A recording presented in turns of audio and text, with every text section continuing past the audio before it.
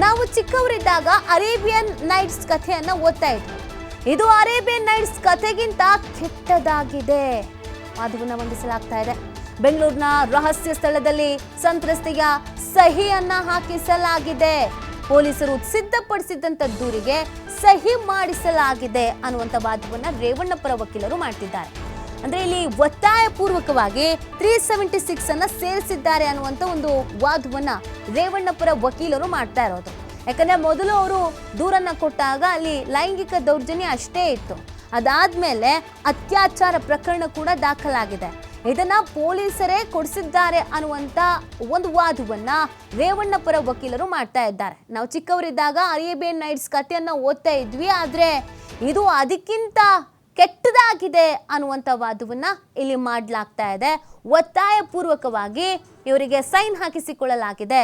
ರಹಸ್ಯ ಸ್ಥಳಕ್ಕೆ ಕರೆದುಕೊಂಡು ಹೋಗಿ ಸೈನ್ ಅನ್ನ ಹಾಕಿಸಿದ್ದಾರೆ ಅನ್ನುವಂಥ ಒಂದು ವಾದವನ್ನ ಇಲ್ಲಿ ಮಂಡಿಸಲಾಗ್ತಿದೆ. ಅಂದ್ರೆ ಒತ್ತಾಯ ಪೂರ್ವಕವಾಗಿ ಪೊಲೀಸರೇ ಈ ಒಂದು ಸೆಕ್ಷನ್ ಅನ್ನ ಸೇರಿಸಿದ್ದಾರೆ ಅನ್ನುವಂಥ ವಾದವನ್ನ ಇಲ್ಲಿ ಮಾಡಲಾಗ್ತಾ ಇದೆ.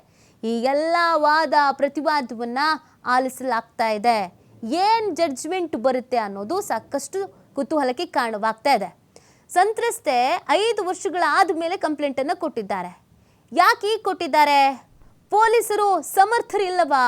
ಸಂತ್ರಸ್ತೆಯನ್ನ ಗೌಪ್ಯ ಸ್ಥಳಕ್ಕೆ ಕರ್ಕೊಂಡು ಹೋಗಿದ್ ಯಾರು ಅನ್ನುವಂಥ ಪ್ರಶ್ನೆಯನ್ನ ಕೂಡ ಇಲ್ಲಿ ಮಾಡಲಾಗ್ತಾ ಇದೆ.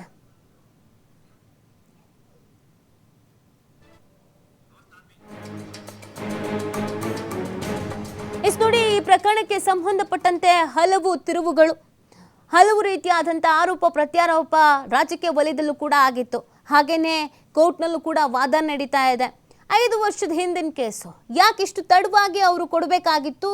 ಯಾಕೆ ಭಯ ಪಡಬೇಕಾಗಿತ್ತು? ಪೊಲೀಸರು ಸಮರ್ಥರಿದ್ರಲ್ವಾ ಅನ್ನುವಂಥ ವಾದವನ್ನ ಮಾಡಲಾಗ್ತಾ ಇದೆ. ಅದರ ಜೊತೆಗೆ ಪೊಲೀಸರ ಒಂದಷ್ಟು ನಡಿಗೆನ್ನ ಇಲ್ಲಿ ರೇವಣ್ಣ ಪರ ವಕೀಲರು ಪ್ರಶ್ನೆ ಮಾಡ್ತಾ ಇದ್ದಾರೆ. ಅವರನ್ನ ಗೌಪ್ಯ ಸ್ಥಳಕ್ಕೆ ಕರ್ಕೊಂಡು ಹೋಗಿದ್ ಯಾರು? ಅಲ್ಲಿ ಹಾಕಿ ಸೈನ್ ಹಾಕಿಸ್ಬೇಕಾಗಿತ್ತು ಅನ್ನುವಂಥ ಪ್ರಶ್ನೆಯನ್ನ ಮಾಡ್ತಾ ಇದ್ದಾರೆ.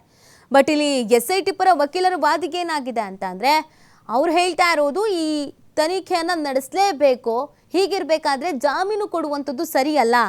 A1 ಆರೋಪಿ ಮತ್ತು A2 ಆರೋಪಿ ಇಬ್ಬರನ್ನು ತನಿಖೆಗೆ ಒಳಪಡಿಸಬೇಕು. ಇದು ಮೊದಲಿಗೆ ಲೈಂಗಿಕ ದೌರ್ಜನ್ಯ ಕೇಸೇ ಆಗಿತ್ತು, ಆದರೆ ಮಹಿಳೆ ಇದೀಗ ಅತ್ಯಾಚಾರ ಪ್ರಕರಣವನ್ನು ಕೂಡ ದಾಖಲಿಸಿದ್ದಾರೆ.